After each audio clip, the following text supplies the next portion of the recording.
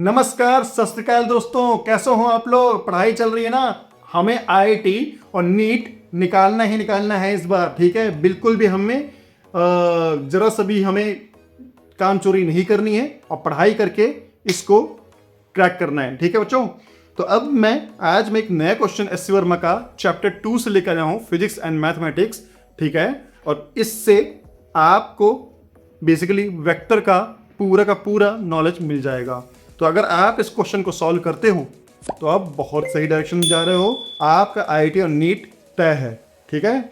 चलो मैं इस क्वेश्चन को अटेम्प्ट करता हूं, लेकिन मेरे अटेम्प्ट करने से पहले वीडियो को आप पॉज करो और क्वेश्चन को खुद से क्या करो बच्चों, खुद से क्या करोगे, सॉल्व करोगे, ठीक है। चलो मैं देखता हूं इस क्वेश्चन को मैं कैसे सॉल्व करता हूं। The x component of the resultant of several vector, और 4 ऑप्शन है। बेसिकली बच्चों ये मल्टीपल चॉइस टाइप क्वेश्चन है, ठीक है। तो हम इसको उसी हिसाब से सॉल्व करेंगे। लेट्स से ये एक्स एक्सिस है, ये है वाई एक्सिस, ठीक है। और ये बोल रहा है बच्चों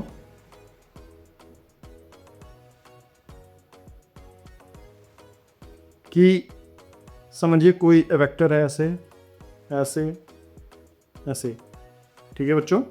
तो अब इसका क्या बोल रहे हैं, is the x component of the resultant of several vectors, समझो मैंने 3 वेक्टर बना दिए हैं, is equal to the sum of the x component of the vectors. तो ठीक है, मैं इसको ऐसे, इसको हमें पता है बच्चों कैसे ड्रॉ करना है, ठीक है बच्चों। इसको पता है आपको कैसे ड्रॉ करना है उसको। ये इसका एक्स कॉम्पोनेंट हो जाएगा,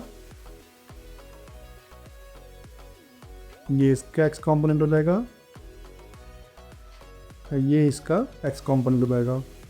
तो x component of resultant of several vectors is equal to the sum of x component of the vectors.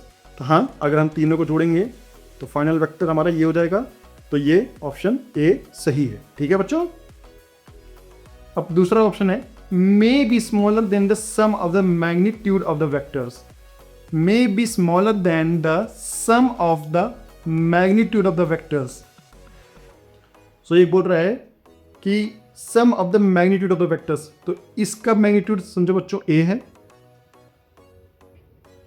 इसका मैग्नीट्यूड b है। अगर फिर मैग्नीट्यूड तो मैं वो क्यों लगा रहा हूँ, साइन क्यों लगा रहा हूँ मैं, इसका मैग्नीट्यूड b है और इसका मैग्नीट्यूड c है। तो हमें बच्चों पता है जो x कॉम्पोनेंट होगा a का, ये ए वेक्टर है, x component basically a cos theta होता है, b x b cos theta होता है, c x c cos theta होता है, ठीक है बच्चों। और कॉस थीटा की वैल्यू हमेशा 0 से 1 के बीच में लॉय करती है। इसका मतलब है A X is greater than equal to 0 less than equal to A. So A X जो है वो ए से 0 के बीच में लाई करेगा, लेकिन कभी भी ए से बड़ा नहीं होगा। तो ऑप्शन बी क्या है, may be smaller than the sum of the magnitude of the vectors. बिल्कुल सही है, क्योंकि हमेशा जो sum of the magnitude of the vectors है उससे हमेशा कम ही रहेगा। तो ठीक है, अगर यहाँ से ए है, यहाँ से 0 बी एक्स हो जाएगा जो कि लेस देन बी हो जाएगा, और ये हो जाएगा सी एक्स जो कि सी के बराबर है। तो अगर हम तीनों को जोड़ेंगे तो जो A X plus B X plus C X हो जाएगा वो बच्चों, वो less than equal to A plus B plus C greater than equal to 0। So मे भी लिखा हुआ है, हो सकता है बराबर भी हो जाए, बट मे भी लिखा हुआ है इसलिए सही है, ठीक है बच्चों। Option C may be greater than the sum of magnitude of the vectors.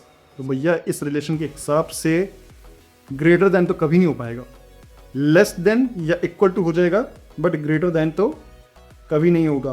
तो ऑप्शन डी सी गलत है। और ऑप्शन डी क्या होता है, may be equal to the sum of the magnitude of the vectors. हाँ जी, इस रिलेशन से पता चल रहा है कि इक्वल भी हो सकता है, ठीक है, इक्वल और लेस देन।